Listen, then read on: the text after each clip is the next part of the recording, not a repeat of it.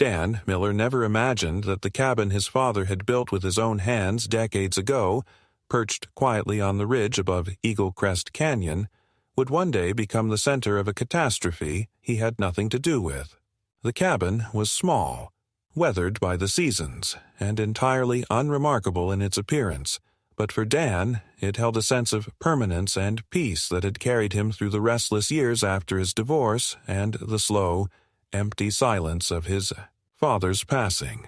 While the world below changed into a place of wealth and showmanship, with its rows of luxury homes and manicured lawns spreading like carefully staged scenery across the lower slopes, the cabin remained the same, standing on the raw bones of the mountain itself, unadorned and unsophisticated.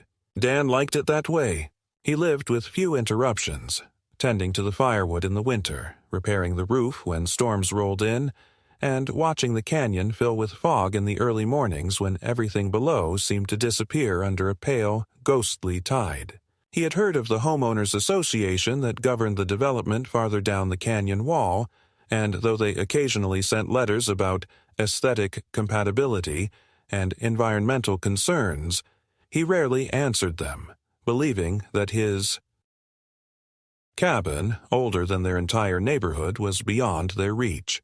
The night of the Rockslide began with heavy rain that had fallen for 3 days straight, hammering against the slopes and loosening the soil in ways no human hand could control.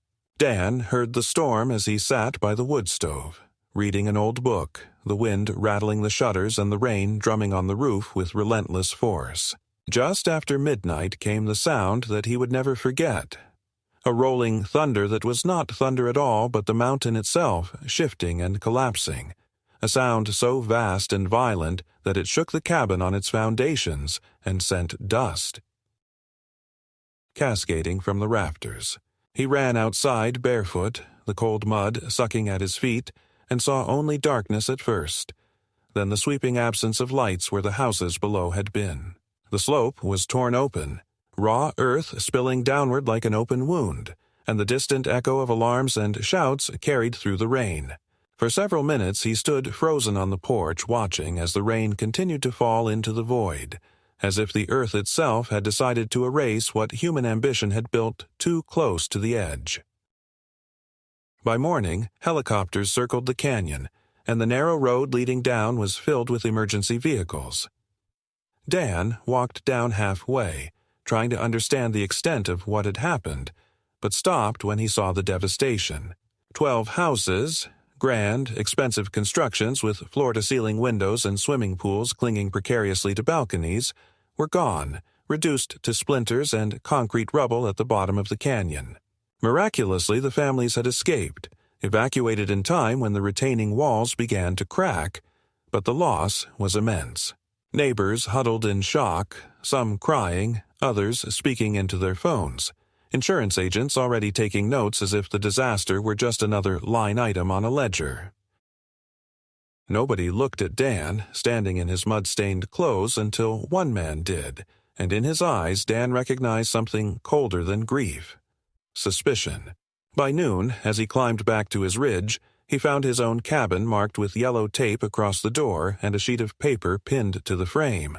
In bold letters, without explanation or detail, the message declared, "This property has been identified as the origin of geological disturbance. Responsible party: Daniel Miller."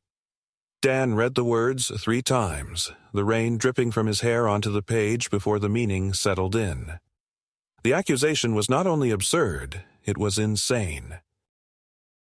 He had done nothing to the slope, nothing beyond maintaining the narrow path to his cabin and clearing fallen branches after storms.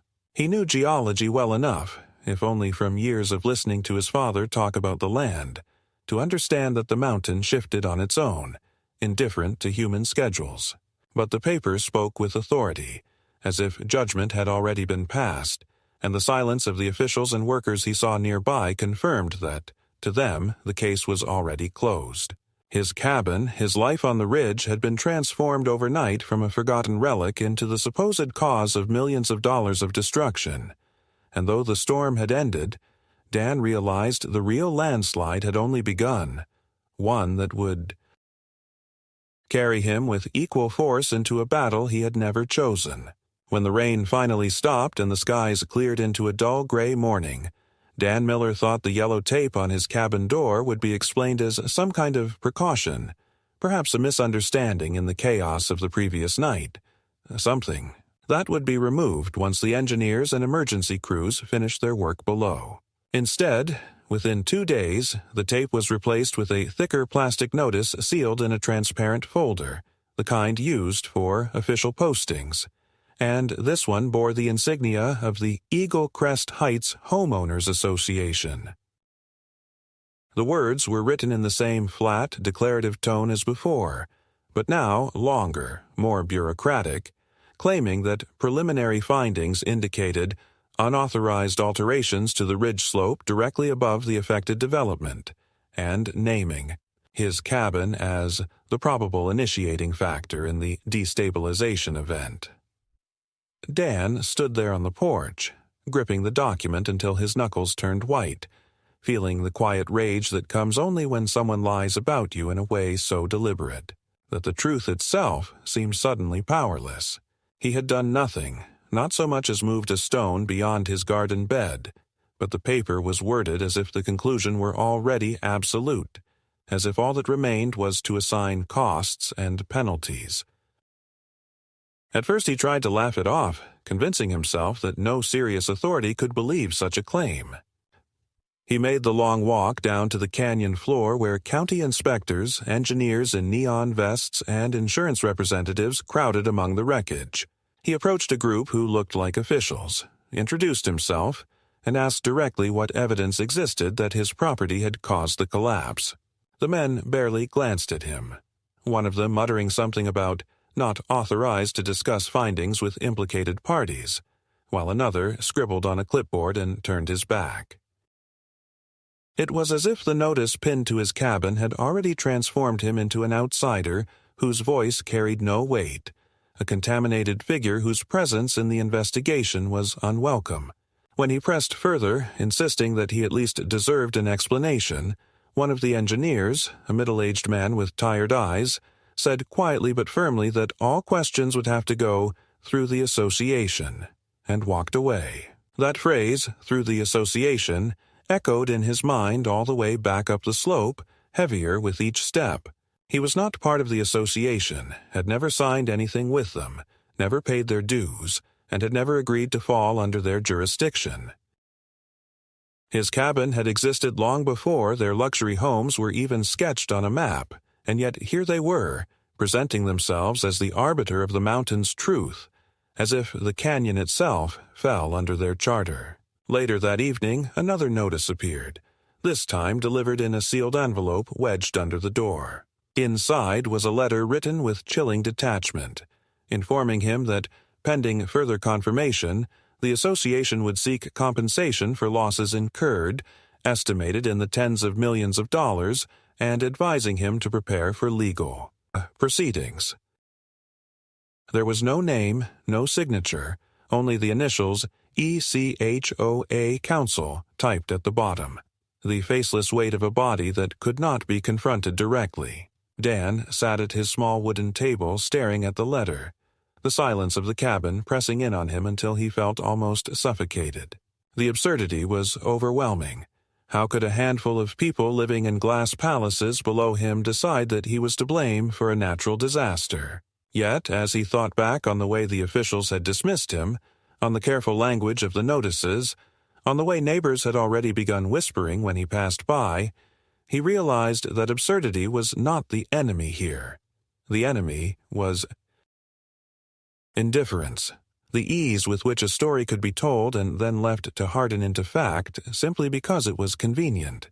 The association needed a scapegoat, and he was a perfect choice. A solitary man living in a weathered cabin, resistant to their rules, standing above them both literally and figuratively.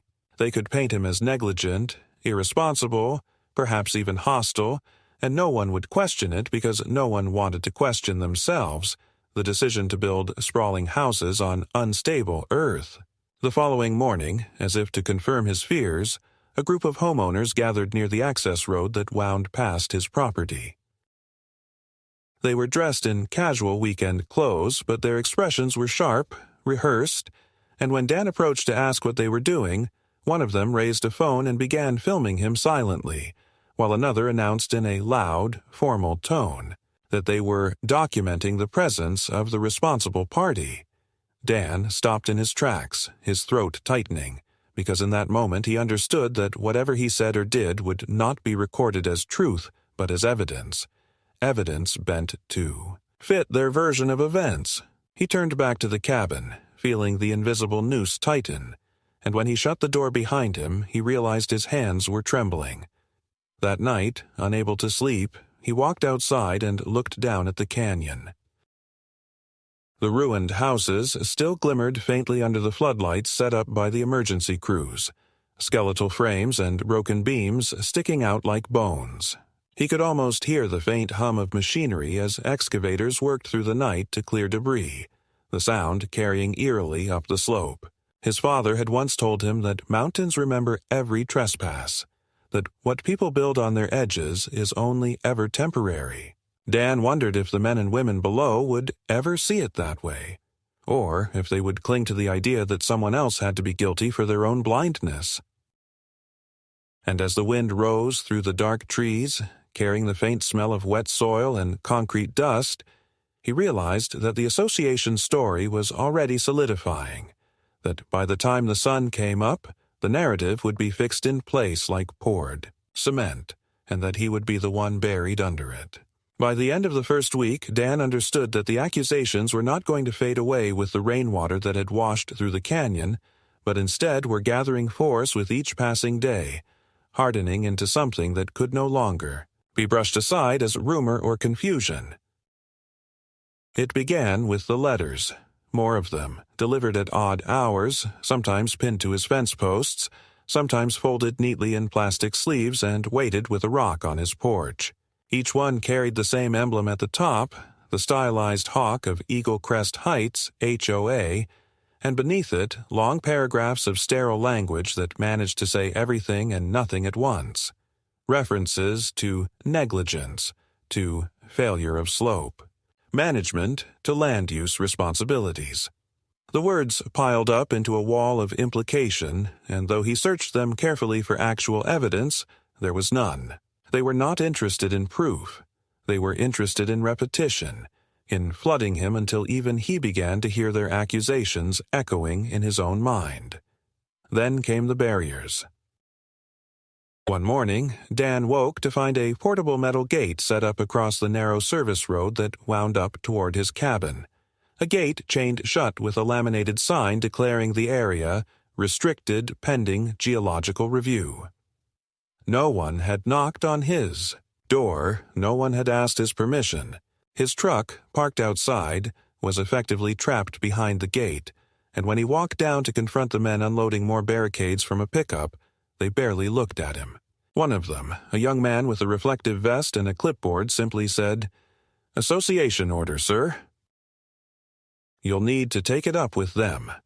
The words "with them" might as well have been carved into stone, because when Dan demanded names, permits, signatures, anything that tied this act to a real human decision, the worker just shrugged, as though the faceless authority above them excused every intrusion.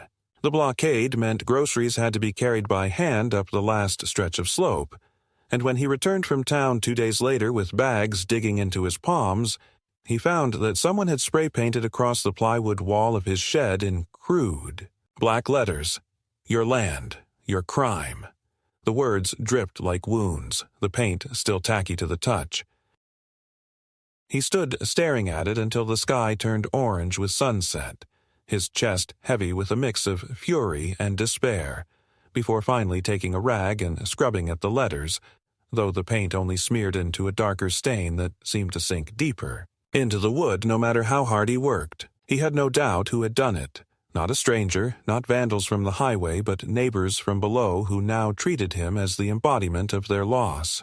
When he tried to return to the site of the landslide to look for answers himself, he was turned back by 2 security guards hired by the HOA. their uniforms crisp, their tone polite but unyielding.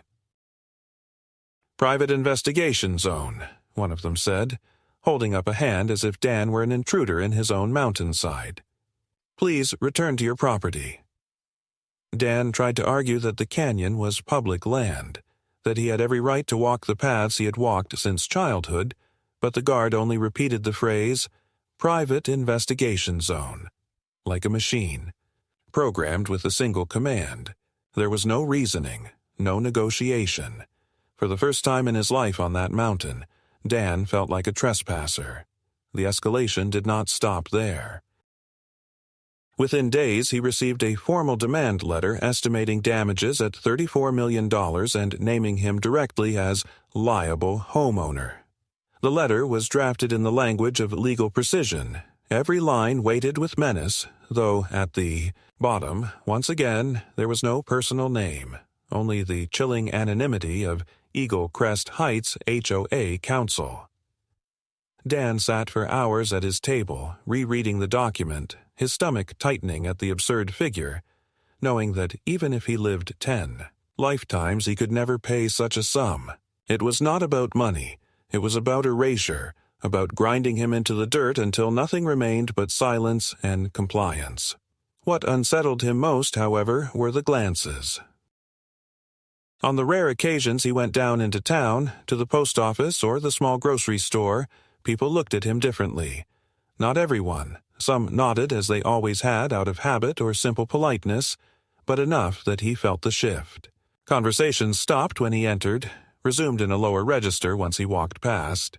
He heard fragments. The one with the cabin. The landslide. Millions gone. He wanted to shout that the mountain had moved on its own, that nature had taken back what never should have been forced onto its skin, but shouting would have only confirmed their image of him as dangerous, unstable, guilty. Late one evening, as he sat on the porch trying to collect his thoughts, headlights swept across the trees and stopped at the gate below. A black SUV idled there, its engine humming steadily. Dan watched from the shadows, his jaw tight, as the vehicle sat unmoving for nearly 10 minutes, then slowly reversed and drove away. The next morning he found another notice taped to the gatepost, this one short and sharp. Failure to comply with ongoing investigation may result in forced access. The phrase "forced access" rang in his ears long after he crumpled the paper. They were no longer content with blaming him. Now they were preparing to enter, to take, to make his home theirs under the excuse of necessity. Dan lay awake that night, the beams of the cabin creaking softly above him, and realized that the battle had already begun, not in a courtroom, not even in words, but in the relentless stripping away of his right to exist quietly on the land. His father had left him. The escalation was not loud, not dramatic, but it was steady, like the slow pressure of earth against a buried wall, the kind that one day cracks the foundation without warning. And as he closed his eyes, unable to sleep, he understood that the mountain had collapsed once already, but a different landslide, man-made and merciless, was now aimed at him, and there would be no place to run when it reached his door.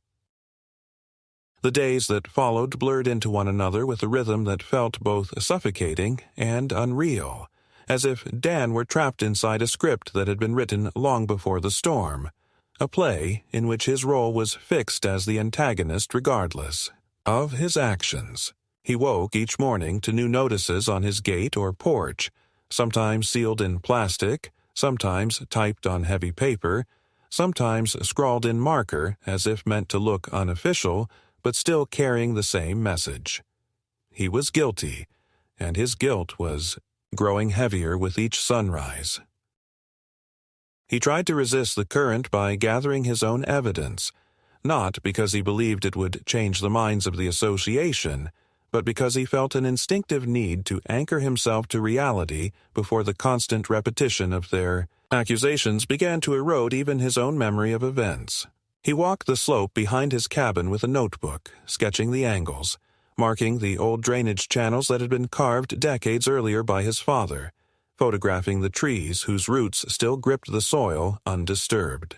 He collected rainfall records from the county website, demonstrating that the storm had been the heaviest in 30 years, a fact that alone could explain the slide.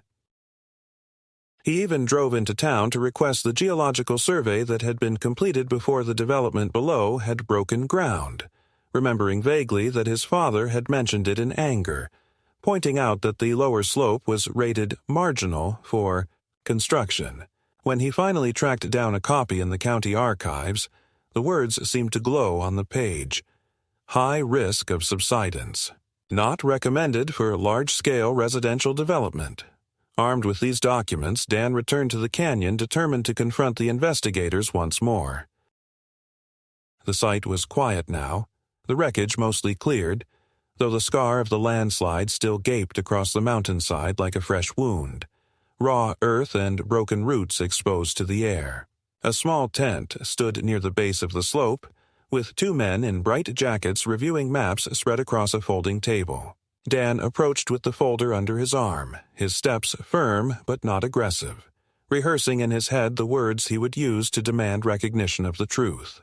The men looked up, their expressions wary, and when he began to explain, showing them the survey, pointing to the rainfall data, insisting that his cabin had nothing to do with the collapse, they listened for only a minute before one of them interrupted. "You'll need to present that through the association," the man said, his voice flat as though reading from a script.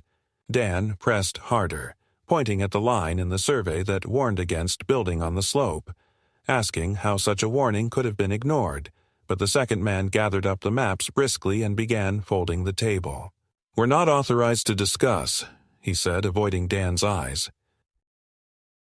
Within moments, the tent was being packed into the truck and Dan was left standing there with his folder open, his breath heavy, watching as they drove away without so much as a backward glance. That night, frustration burned in him like fever. He sat at the table in the dim light of a single lamp, the survey and rainfall charts spread before him, and realized that evidence did not matter when those in power had already decided the story they wanted to tell. Yet, even as despair threatened to smother him, another thought cut through. If the survey existed, then others must have seen it, and if others had seen it, then the association had knowingly suppressed it when they built their homes. This was no misunderstanding, no accident of bureaucracy. It was deliberate negligence, concealed until the mountain itself exposed the truth. The weight of that realization settled over him slowly, replacing helplessness with a sharper, colder determination. 2 days later, a thick envelope arrived, delivered not by post but by hand, slid under his door with no knock. Inside was not another notice but a glossy booklet, the kind printed for community events with photographs of the destroyed houses and quotes from the displaced families. Beneath each picture was a short paragraph describing their loss. Wedding albums buried, children's toys crushed, heirlooms shattered. It was propaganda disguised as sympathy, every page carefully crafted to frame the tragedy as the fault of one man's recklessness on the ridge. His name was not printed, but the silhouette of a lone cabin was included on the final page, captioned only with the words, "This is where it began." Dan stared at the booklet, his throat dry, recognizing the cruelty of the tactic. They were no longer speaking to him. They were speaking about him to everyone else, ensuring that no neighbor, no passerby, no outsider would ever see him as anything but the villain of their story. It was in this moment of tightening isolation that an unexpected ally appeared, though not in the way Dan had imagined. One evening, as he returned from hauling supplies past the barricaded gate, he noticed a thin man sitting on a rock near the edge of his property, his hands clasped loosely in his lap. The man wore a faded jacket and scuffed boots, not the polished shoes of the HOA representatives, and when Dan demanded to know who he was, the man simply introduced himself as Mark and said he had once worked on the construction crews that built the lower homes. His voice was quiet, hesitant, but what he revealed was anything but mild. He told Dan that corners had been cut from the very beginning, cheaper retaining walls poured with diluted concrete, drainage channels filled in to create larger plots, survey results misfiled so that no record of risk would mar the sale. He spoke without drama, as though unburdening himself of a story he had carried too long, and when he finished he stood to leave, refusing to give a last name, refusing even to accept a glass of water. "Don't look for me," he said. "I shouldn't have said anything." Then he disappeared down the slope before Dan could stop him. The encounter left Dan shaken, not because he doubted the truth of the words, but because he realized how deep the rot ran and how impossible it might be to drag into the light. He finally had a fragment of confirmation, a voice that matched the survey in his folder, but without proof, without a name, it was nothing more than air. And yet it was enough to shift something inside him. The narrative was not unbreakable. It was a facade held together by silence and fear, and if even one crack had appeared, then others might follow. He knew now that the association was not just scapegoating him to protect their investments. They were hiding their own guilt, and the landslide had merely exposed the fragility of their empire. As the moon rose above the ridge that night, casting pale light across the scarred slope below, Dan stood on the porch with the folder of documents pressed against his chest, the memory of the man's voice still echoing in his ears. He no longer felt only like a victim of circumstance. He felt like a witness to a larger crime. And with that shift came a decision. He would no longer wait for the association to dictate the story. He would begin telling his own, not with anger, not with desperate shouting into the void, but with the steady, unyielding weight of the truth he was slowly gathering. Whether anyone listened, whether anyone cared, was no longer the point. What mattered was refusing to let their version of events be the only one left standing when the dust finally settled.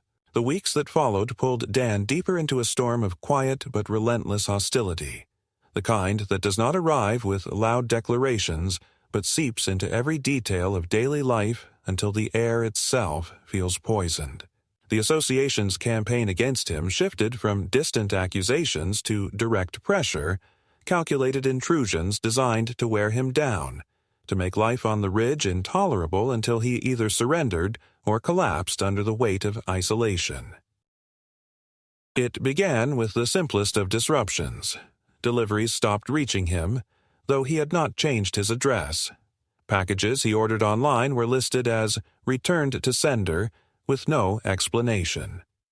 The propane supplier, who had driven the same route for years, suddenly claimed that the access road was no longer passable under community safety regulations and refused to bring the truck up.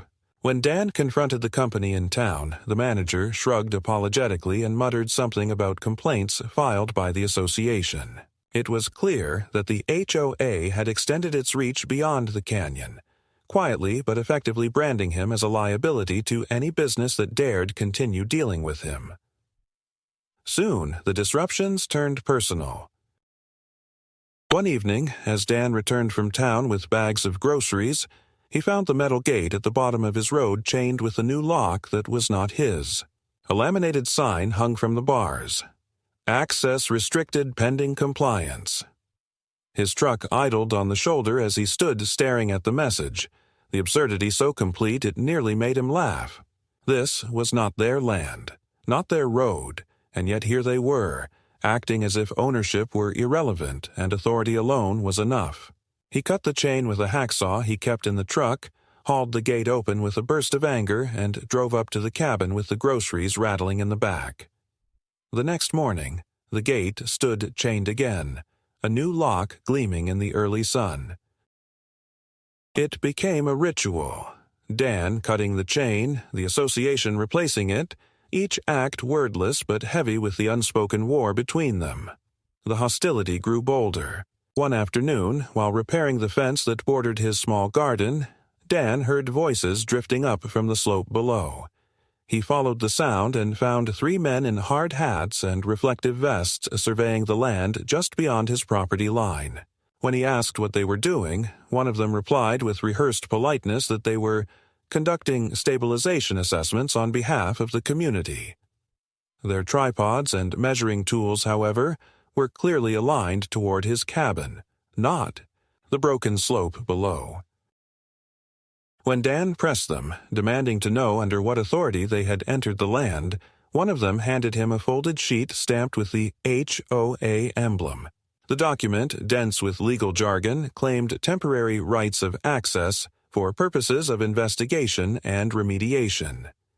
Dan tore the paper in half and told them to leave, but they walked away without a word, their expressions calm, as though they had already completed their task.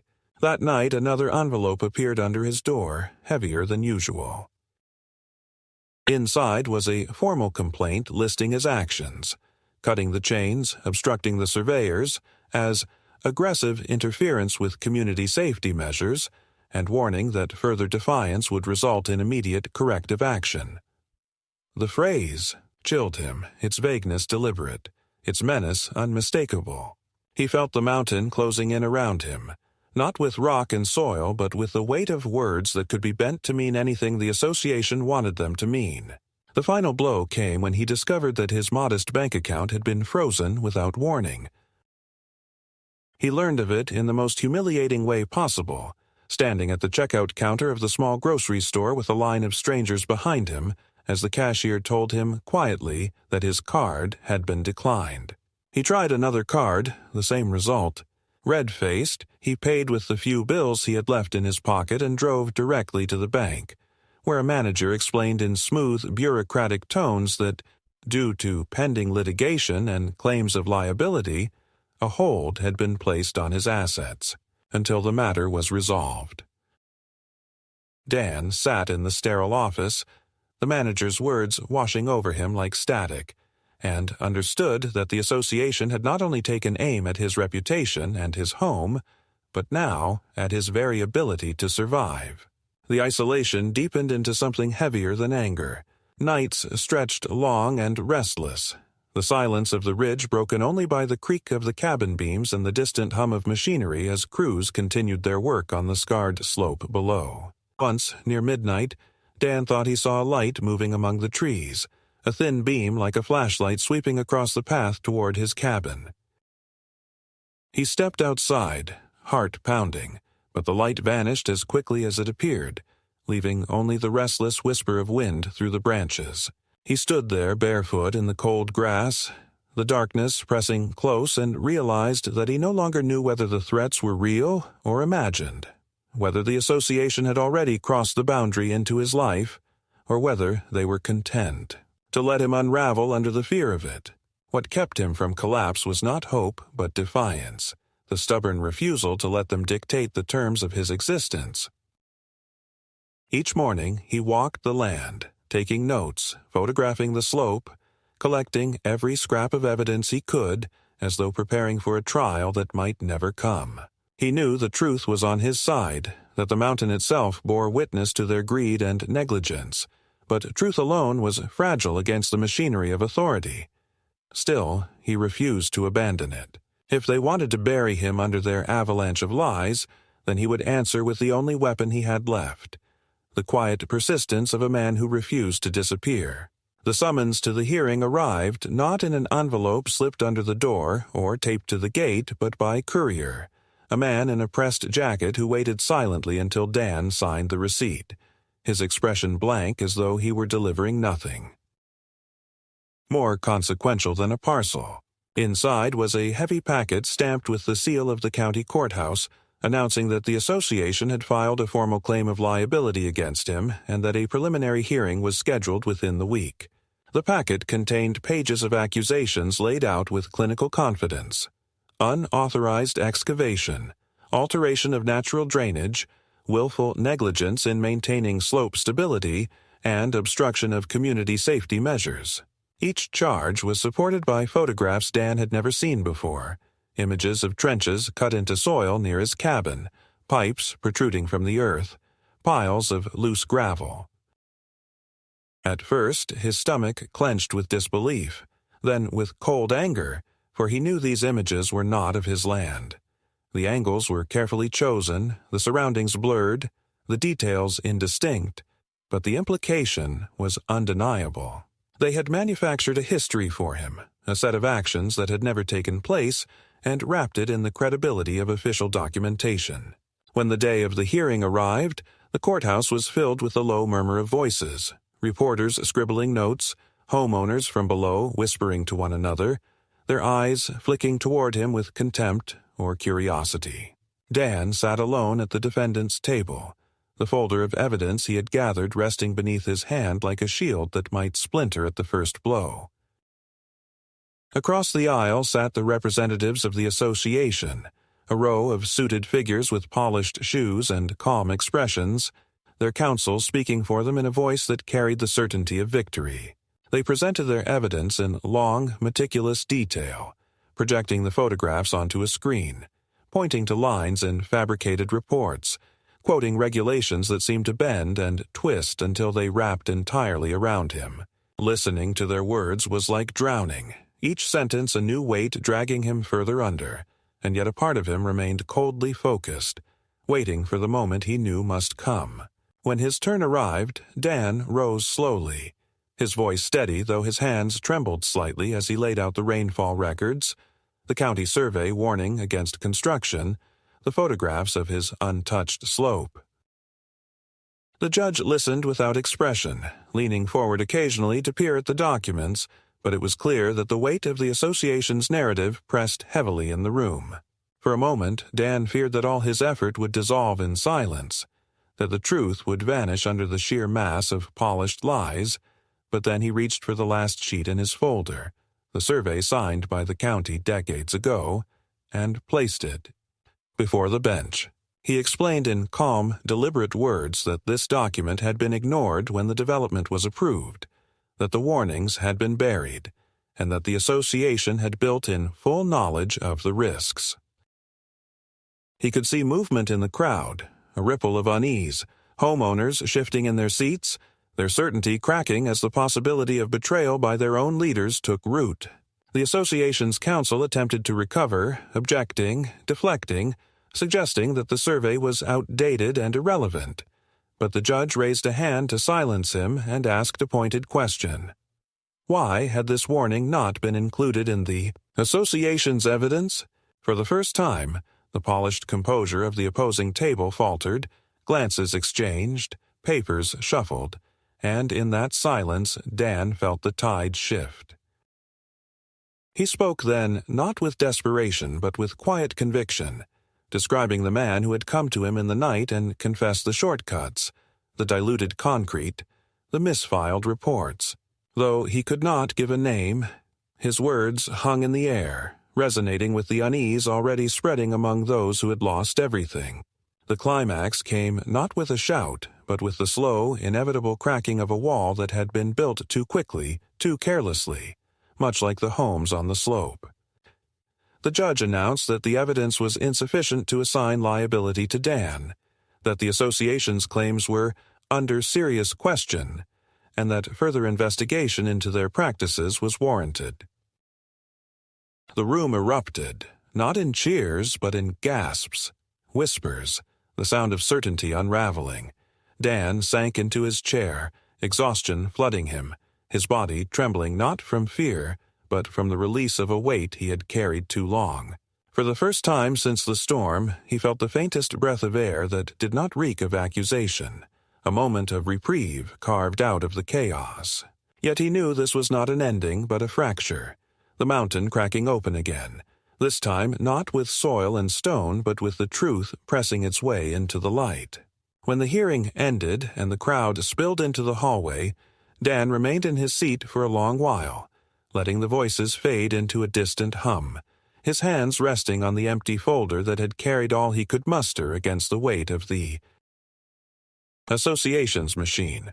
He expected relief to come rushing in, some triumphant feeling of victory, but instead there was only a quiet exhaustion, the sense that he had endured a storm rather than defeated it, that he had been spared not by fortune, but by the mountain itself, reminding everyone of what they had chosen to ignore. Outside the courthouse the air was sharp with the smell of rain on stone, the streets wet and gleaming under the pale afternoon light. A few reporters approached, asking him to comment, but he walked past without a word, unwilling to become part of another story shaped by someone else's pen. Back on the ridge, the cabin stood unchanged, its timbers darkened by weather, its roof patched in places with the same care his father had once shown. Yet the land around it felt different, not because it had shifted, but because he now knew how fragile every claim to it truly was. The association no longer came to chain the gate. No more notices appeared on his door, but silence carried its own weight, the kind that spoke of unfinished battles. He did not celebrate, did not invite anyone to share the moment, because he knew that victory in such a fight was never clean. The houses below were still gone, the scar of the landslide still raw across the canyon wall, and no judgment or ruling could restore what the mountain had taken back. Dan made his choice in the weeks that followed with the same quiet determination he had carried through the ordeal. He filed the paperwork to designate his land as a conservation reserve, placing it beyond the reach of developers, of associations, of anyone who might one day stand in a courtroom and point to him as the cause of their own hubris. The cabin would remain, weathered and silent, but everything else would belong to the mountain alone. When he signed the last form and mailed it, he felt no triumph, only a steady calm, as if at last he had stepped aside and allowed the land to breathe again. And on an evening when the fog rose thick from the canyon floor and swallowed the ruins of the houses below, Dan stood on the porch and whispered a single truth that belonged only to him. The mountain had never accused him, and in the end, its silence was the only judgment that mattered.